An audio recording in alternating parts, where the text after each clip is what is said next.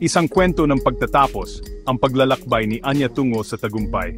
Inayos ni Anya ang kanyang graduation cap, may kaba sa kanyang dibdib, maingay ang auditorium dahil sa excitement.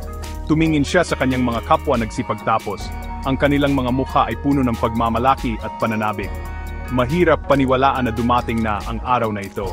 Ang paglalakbay ni Anya, tulad ng marami pang iba sa batch 2025, ay hindi pangkaraniwan.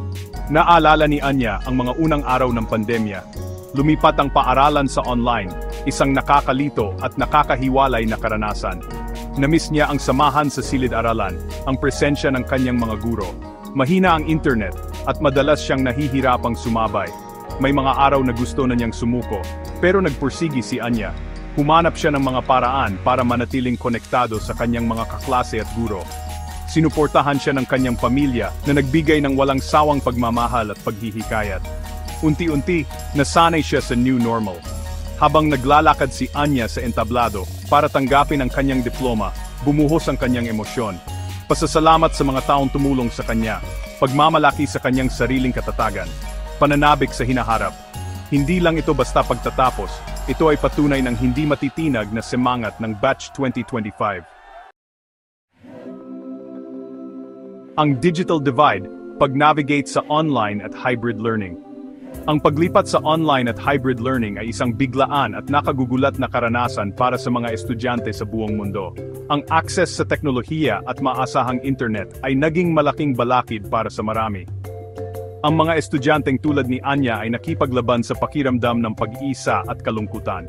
Ngunit sa gitna ng mga hamong ito, ang mga estudyante ng 2025 ay nagpakita ng kahangahangang kakayahang umangkop. Tinanggap nila ang mga bagong teknolohiya, natutong mag-navigate sa mga online platform at makipagtulungan ng virtual. Ang karanasan, bagamat mahirap, ay nagpalakas ng kanilang katatagan at kakayahan. Mga haligi ng suporta, pamilya, guro at komunidad. Ang tagumpay ng batch 2025 ay patunay sa suporta ng kanilang mga pamilya, guro at komunidad. Ang mga magulang ay naging guro, nagbibigay ng akademiko at emosyonal na suporta. Pinagsabay nila ang trabaho at edukasyon ng kanilang mga anak. Ang mga guro ay nag-adjust sa virtual na pagtuturo, nagsikap para sa patuloy na pag-aaral. Gumugol sila ng oras sa pagmaster ng teknolohiya at pagbibigay ng suporta. Nagkaisa ang mga komunidad, nagbibigay ng mga mapagkukunan at tulong. Nag-alok ang mga lokal na organisasyon ng libreng internet at teknolohiya. Nagboluntaryo ang iba para magturo at maging mentor. Ang sama-samang pagsisikap ay lumikha ng isang safety net para sa mga estudyante. Ipinakita nito ang kapangyarihan ng komunidad at ang pangako sa edukasyon. Ang halaga ng pagtitiyaga, mga personal na sakripisyo sa landas, tungo sa pagtatapos. Ang paglalakbay patungo sa araw ng pagtatapos ay nilakaran ng mga personal na sakripisyo para sa batch 2025. Nawalan sila ng mga tradisyonal na karanasan sa high school, mga laro sa football, mga sayawan sa paaralan, at oras na ginugol kasama ang mga kaibigan.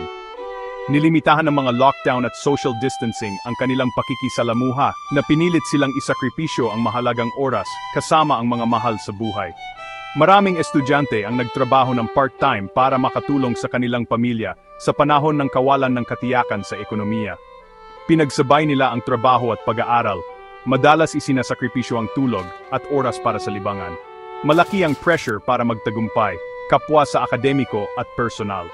Ngunit, sa kabila ng lahat, ang mga kabataang ito ay nagpakita ng kahangahangang katatagan. Natuto silang mag-prioritize, gumawa ng mahihirap na desisyon at magtiyaga kahit na nahaharap sa mga pagsubok. Ang kanilang mga sakripisyo, bagamat malaki, ay humubog sa kanila upang maging responsable, mahabagin, at madaling makibagay na mga individual. Bahagi 5, Pomp and Circumstance. Responsibilidad at pag-asa, isang bagong kabanata ang nagsisimula. Ang araw ng pagtatapos ay hindi lamang ang katapusan ng mga taon ng pagsusumikap, kundi pati na rin ang simula ng isang bagong kabanata na puno ng responsibilidad at pag-asa. Habang inihahagis ng mga nagsipagtapos ng 2025 ang kanilang mga cap sa ere, sinalubong sila ng isang mundong puno ng mga posibilidad at hamon. Ang mga desisyon na gagawin nila ngayon, kung magpapatuloy sa mas mataas na edukasyon, magtrabaho o magpahinga muna, ang huhubog sa takbo ng kanilang buhay. Haharap sila sa mga bagong responsibilidad, mag-navigate sa mga komplikadong relasyon, at haharapin ang patuloy na nagbagong mga hinihingi ng ika-21 siglo. Ngunit, dala ang kanilang mga diploma, nilagyan sila ng kaalaman, kasanayan, at katatagan upang harapin ang mga hamong ito. Natutuhan nila ang kahalagahan ng adaptability, tiyaga, at ang kapangyarihan ng komunidad. Handa silang yakapin ang hindi alam, gumawa ng marka sa mundo, at lumikha ng mas magandang kinabukasan para sa kanilang sarili at sa mga susunod na henerasyon. Bahagi 6, pagpili ng iyong landas, senior high, kolehiyo o pagtatrabaho. Ang mga pagpipilian na kinakaharap ng mga nagsipagtapos ay iba-iba at kadalasang nakakatakot. Ang ilan ay pipiliing ipagpatuloy ang kanilang pag-aaral, papasok sa senior high school na may layuning makapagkolehiyo. Ang iba ay pipili ng vocational training, sabik na makakuha ng mga espesyal na kasanayan at magtrabaho.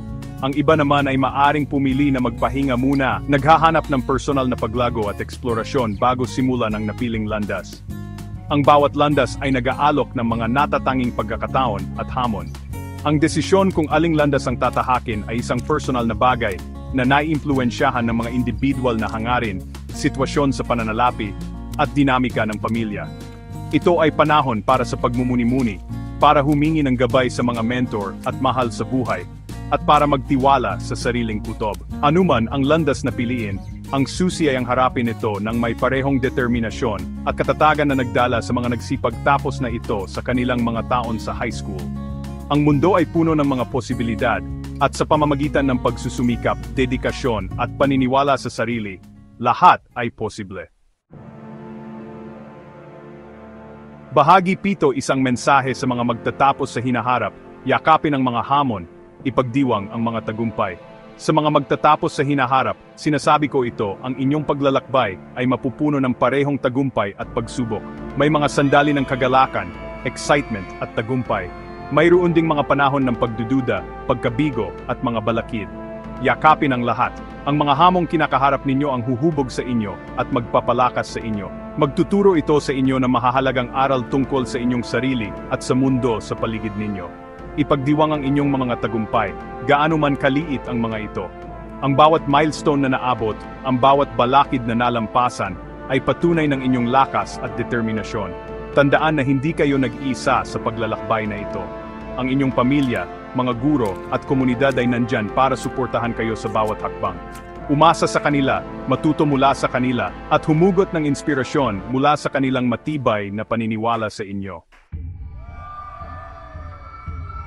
Bahagi 8, ang pamana ng Batch 2025, katatagan at kakayahang umangkop. Ang Batch 2025 ay palaging maalala dahil sa kanilang katatagan at kakayahang umangkop.